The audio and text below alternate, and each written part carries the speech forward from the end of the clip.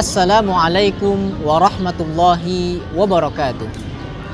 Bismillah, alhamdulillah, wassalatu wassalamu ala sayyidina rasulillah wa ala alihi wa sahbihi wa mawalah, amma ba'du. Dalam kitab Bidayatul Hidayah, Imam Al-Ghazali menyebut ujub sebagai penyakit kronis. Kepada diri sendiri, pengidap penyakit ini gemar memuliakan diri sendiri dan membesarkan diri sendiri. Sedangkan kepada orang lain ada kecenderungan untuk meremehkan dan merendahkan.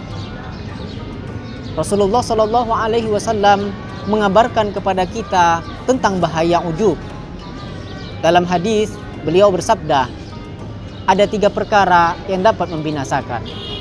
Yang pertama, syuhun muta', kebakhilan atau pelit yang selalu dituruti.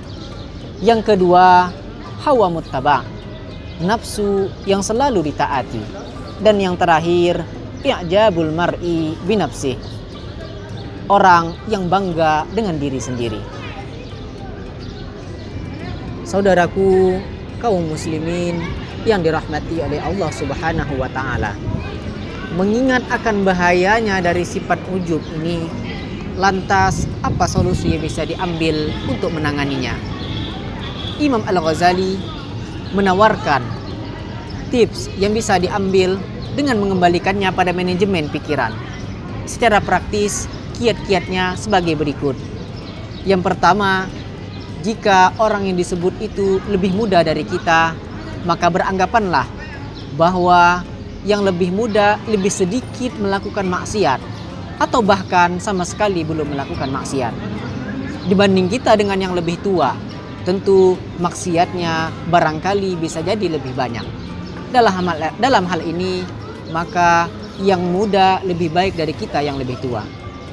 Yang kedua, jika yang disebut itu lebih tua dari kita, sadarlah bahwa yang tua lebih dahulu dan lebih banyak ibadahnya kepada Allah Subhanahu wa ta'ala dibanding kita yang lebih muda.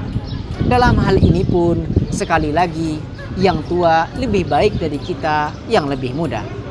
Dan yang ketiga, kalau seandainya orang yang disebut adalah orang yang bodoh, beranggapanlah bahwasanya jikapun ia melakukan suatu kemaksiatan, ia berbuat atas dasar kebodohan. Berbeda dengan kita yang katanya berilmu. Kalaupun kita melakukan kemaksiatan itu dilakukan dengan bekal ilmu. Dalam hal ini tentu orang bodoh tidak lebih buruk dari kita orang yang berilmu. Para pemirsa dimanapun Anda berada, adapun yang keempat, jika orang yang disebut itu lebih berilmu dari kita, maka beranggapanlah bahwa ia telah memperoleh anugerah yang tidak kita capai, mendapatkan apa yang tidak kita peroleh, dan mengetahui apa yang tidak kita ketahui. Jika demikian, bagaimana mungkin kita bisa sepadan dengan orang tersebut, apalagi lebih unggul?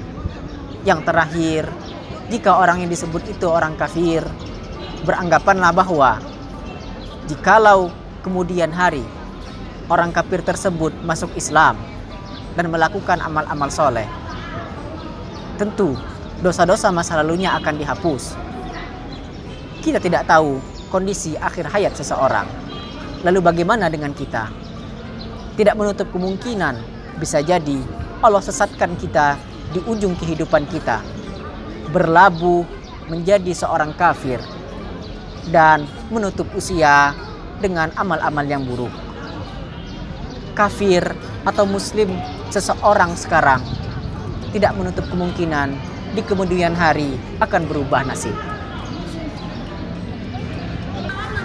Saudaraku kaum muslimin yang dimuliakan oleh Allah Subhanahu wa ta'ala, tampak sekali Imam Al-Ghazali hendak menutup kemungkinan timbulnya ujub dalam diri seseorang dengan menunjukkan kemungkinan terburuk dalam diri mereka. Seolah beliau ingin mengatakan bahwa lebih baik kita bermuhasabah kepada diri sendiri ketimbang mengukur kualitas diri orang lain. Sebab hakim yang adil seadil-adilnya hanyalah Allah Subhanahu wa taala. Dan pengadilan yang hakiki bukan di dunia melainkan di akhirat. Lebih kurang mohon maaf. Wassalamualaikum warahmatullahi wabarakatuh.